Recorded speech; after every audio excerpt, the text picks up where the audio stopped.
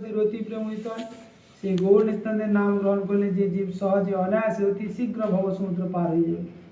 এখন ভবসমুদ্র পার হতে চাই কিনা হৃদয়কে বিশ্লেষণ করে দেখতে হবে। সত্যি সত্যি ভবসমুদ্র অতিক্রম পার হয়ে গোলকে যেতে চাই কিনা। সংসার সমুদ্রতেও পড়েছি, সংসার সমুদ্র আমরা ছাড়তে চাই না, ধরে রাখতে চাই।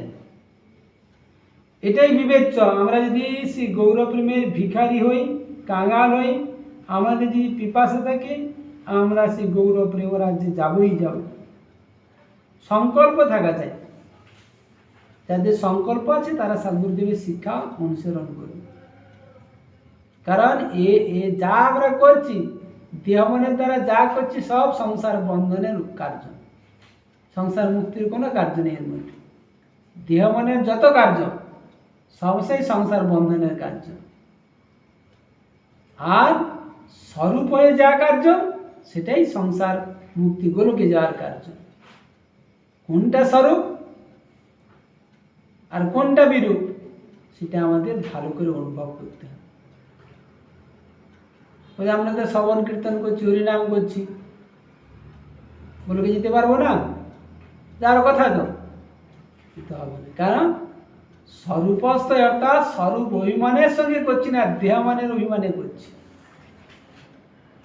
আমি যে হরিনাম করছি, শ্রবণ কীর্তন করছি, সেবা করছি, দেহাত্মবোধ নিয়ে, দেহের অভিমান নিয়ে, সংসারের অভিমান নিয়ে, জগতের অভিমান নিয়ে করছি না আমি স্বরূপের অভিমান নিয়ে তার হয়ে করছি, এইটাই বিবেচ্য। তার হয়ে করলে অর্থাৎ স্বরূপ অভিমানের সঙ্গে করলে গোলকে যাবে, আর দেহ মনের অভিমানে করলে সংসারে নাম অপরাধ কীর্তন সেইখানে দুটোই রাস্তা, মাঝামাঝি এর কোনো ভক্তিতে মাঝামাঝি কোনো ব্যাপার নেই, হয় স্বরূপে নয় বিরূপে। দুটো মাঝামাঝি তুমি যেখানে যেটা তোমার কার্য সেটা করো। এই জন্য যারা যেতে চাইবে তারা গৌর নিত্যানন্দের নাম গ্রহণ করবে। যাদের তৃষ্ণা নেই, দৃঢ় সংকল্প নেই, তাদের হবে না। যাদের প্রেম একমাত্র প্রয়োজন তারা গৌর নিত্যানন্দের নাম করুক। নাম ছাড়া যেন ব্যর্থ সময় না যায়। নাম না করে যারা সময় কাটায় তাদের জীবন ব্যর্থতায় পর্যবেসিত হবে। সে নাম রূপী গৌর অবতার, সুতরাং সে নামকে হৃদয়ে ধারণ করে গাইতে হবে। নিরন্তর শ্রবণ কীর্তন স্মরণ করতে হবে, তবে আমরা অপ্রাকৃত রাজ্যে যেতে পারবো। প্রাকৃত রাজ্য বড় কঠিন রাজ্য, যন্ত্রণাময় রাজ্য। জানছি, কে না জানেন এটা যন্ত্রণাময় রাজ্য? যন্ত্রণা সকলে পাচ্ছি আমরা, কে না পাচ্ছি, কার অনুভব নেই, কিন্তু ছাড়াটা কঠিন। ছেড়ে দিতে হবে যন্ত্রণাময় রাজ্য, সেটা বড় কঠিন। গুরুদেবের চরণ কমলে গৌরসুদের চরণ শরণাগত প্রণত আত্মনিবেদন হতে পারলে ভবসমুদ্র সহজে পার হয়ে যেতে পারে। যারা শরণাগত আত্মনিবেদন করতে পারছে না বা যত্ন চেষ্টা করছে না তাদের পক্ষে কঠিন ব্যাপার। যারা শরণাগত ভক্ত হয়েছেন সেই ভক্তের অনুগমন আনুগত্য করতে পারলে তবে শরণাগত হওয়া যায়। শরণাগত কি করে? নিজে নিজে তো একা একা হওয়া যায় না। যে শরণাগত হয়েছে তার সঙ্গ সান্নিধ্য সেবা আনুগত্য করলে শরণাগত হওয়া যায়। নিজে নিজে কেউ শরণাগত হতে পারবে।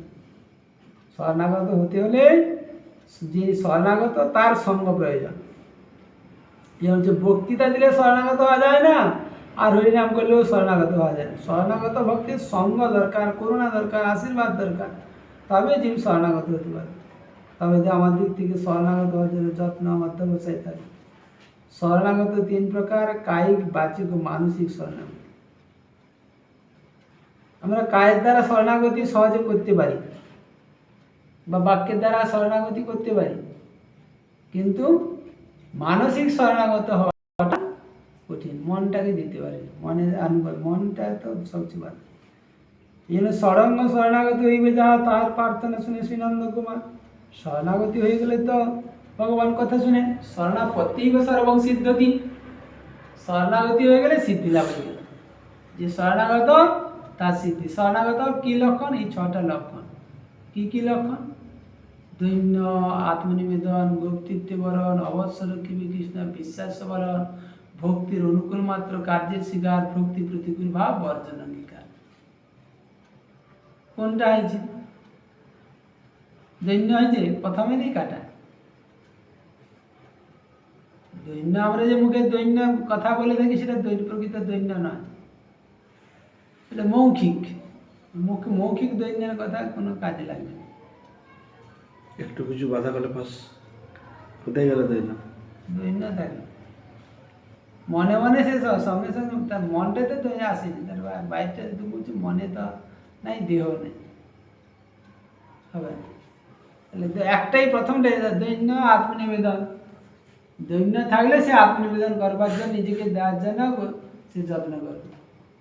এই জন্য পরপর সাজানোটা তাদের সবটাই ক্রম, প্রত্যেক শিক্ষাতেই ক্রমশ পানে দৈন্য আত্মনিবেদন। আত্মনিবেদন করলে গোপতৃত্বে বরণ করতে পারবে। গোপতৃত্বে বরণ অর্থাৎ গুরুদেবকে, গৌরসুন্দরকে আমার পালনকর্তা রূপে বরণ করা। তিনি আমার একমাত্র পালনকর্তা। আমরা তো কত লোকে পালনকর্তা রূপে বরণ করেছি, এতে হবে না। পালনকর্তা গুরুদেব, পালনকর্তা গৌরসুন্দর, তাকে বসে বরণ, পালনকর্তা রূপে বরণ করে নাও। গোপতৃত্বে বরণ। অবশ্য রক্ষিবে কৃষ্ণ বিশ্বাস বরণ। গুরুদেব গৌরসুন্দর আমাকে অবশ্যই রক্ষা করবেন, সম্পদে বিপদে, দুঃখে সুখে, জীবনে মরণে, সর্বাবস্থায় তিনি আমাকে রক্ষা করবেন। এই বিশ্বাস না হলে শরণাগত হওয়া যাবে না। বিশ্বাস আছে গুরুদেব আমাকে সর্বাবস্থায় রক্ষা করবে, গৌরসুন্দর আমাকে সর্বাবস্থায় রক্ষা করবে, ব্রজবাসী করে, এটা স্বাভাবিক। কৃষ্ণ যা হবে কৃষ্ণ, কৃষ্ণই আমাদের রক্ষাকর্তা, পালনকর্তা, উদ্ধারকর্তা, যা তার স্বাভাবিক কৃষ্ণ। কৃষ্ণ ছাড়া তারা আর কিছু জানে না। সুখে দুঃখে, সম্পদে বিপদে, জীবনে মরণে, সর্বাবস্থায় শরণ তাদের একমাত্র আশ্রয়স্থল। এর নাম হচ্ছে অবশ্য রক্ষিবে কৃষ্ণ বিশ্বাস, রক্ষা করতে হবে, বরণ করে নাও। এই জগতে গুরুদেবকে সেভাবে আমার একমাত্র রক্ষাকর্তা, পালনকর্তা, উদ্ধারকর্তা, তাকে বরণ করে নিয়েছে, আর কেউ নেই। এর নাম হচ্ছে শরণাগতি। গোপতৃত্বে বরণ, অবশ্য বিশ্বাস বরণ। আর তখন যার এরকম অবস্থা আছে, সে ভক্তির অনুকূল কার্য করবে আর ভক্তি প্রতিকূল পর বর্জন করবে। যার এরকম শরণাগত রক্ষাকর্তা রূপে বরণ করে নিয়েছে, সে আর অন্য কিছু করবে না। ভক্তির বিরোধী কাজ সে করবে না, ভক্তির অনুকূল ছাড়া অন্য কিছু আর করবে না। এরকম জীব সিদ্ধি লাভ করবে। এইরকম শরণাগত যে সিদ্ধি লাভ তার অবশ্যই হবে।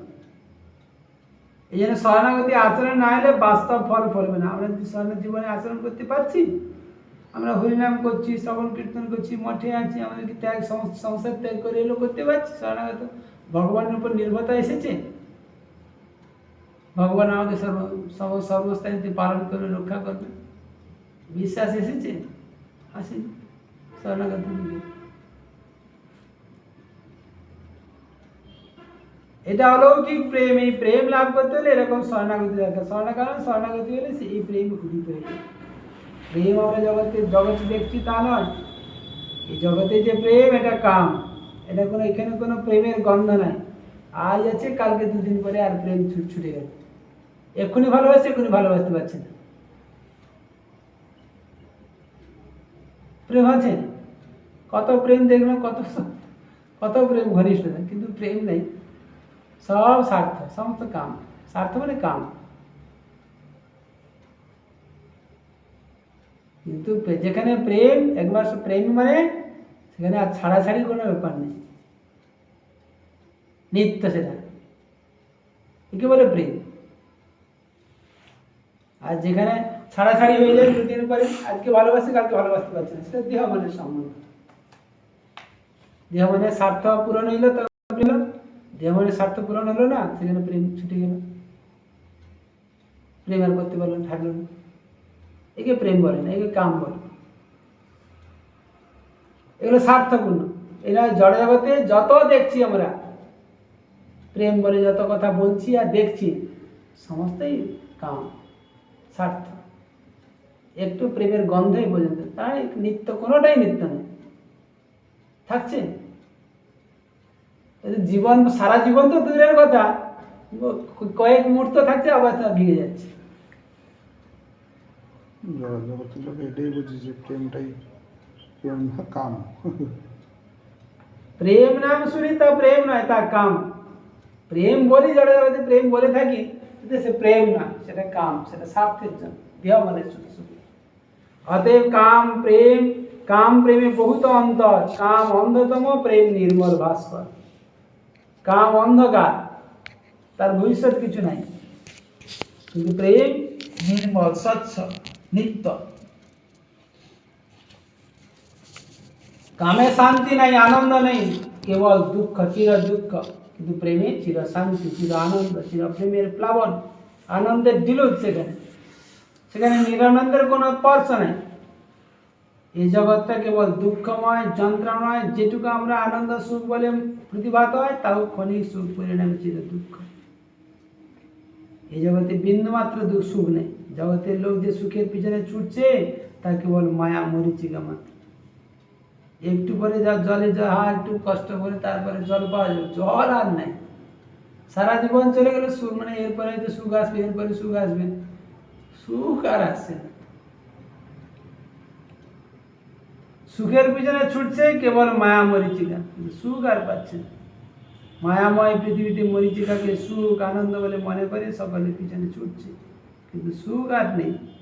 এদের উদ্ধারের জন্য করুণাময় ভগবান শ্রী গৌরসুন্দর গুরুবর্গকে জগতে পাঠিয়ে, সেই গুরুদেবের চরণাশ্রয় করলে তিনি শক্তি সঞ্চার করেন। সেটা অপ্রাকৃত শক্তি, চিৎ শক্তি, স্বরূপ শক্তি। সেই স্বরূপ শক্তি সঞ্চারিত ব্যক্তি এই শুদ্ধ হরিনাম বা সেবা করতে পারে, সম্বন্ধ করতে পারে। কাকে করবে? শরণাগতকে সর্বশক্তি, তাকে থেকে কে সর্বশক্তি সঞ্চারিত করবে? শরণাগত যে হয়েছে তার উপরে এই সর্বশক্তি সঞ্চারিত হয়েছে। সেই শক্তি আমরা এখানে দেখতে পাবো সেই গুরুদেবের সঙ্গে তাদাত্ম্য হলে। সেই সর্বশক্তির কার্য আমরা কি করে দেখতে পাবো, অনুভব করতে পারবো? যখন গুরুদেবের সঙ্গে তাদাত্ম্য প্রাপ্ত, এক প্রাণ, এক আত্মা, এক হৃদয়, এক আশয়, এক উপাস্য, এক শিক্ষা, সমস্ত হবে গুরুদেব অনুগমনে একদম। তখনই তাদাত্ম্য প্রাপ্ত হয়। তখন সেই গুরুদেবের হৃদয়ে যে ভাব, যে প্রেম, যে সেবা, যে সম্বন্ধ, যে শক্তি কার্য করছে, শিষ্যের হৃদয়ে সেটা সঞ্চারিত হয়ে যাবে। শিষ্য তখন অনুভব করে না এই যে এই জড় জগৎটা এটা দুঃখময়, আর গুরুদেব যেটা নিয়ে যাচ্ছে সেটা আনন্দময়। দুটো পার্থক্য সে অনুভব করতে পারবে।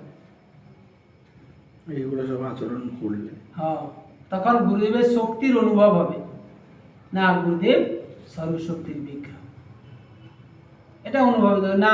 কারণ এই দুঃখ রাত থেকে তিনি আমাকে আনন্দের রাজ্যে নিয়ে যাচ্ছেন। আমি গুরুদেবকে আশ্রয় করছি, আর গুরুদেব আমাকে সেই আনন্দময় রাজ্যে, প্রেমময় রাজ্যে, সেবাময় রাজ্যে তিনি নিয়ে যাচ্ছেন, সে অনুভব করছি।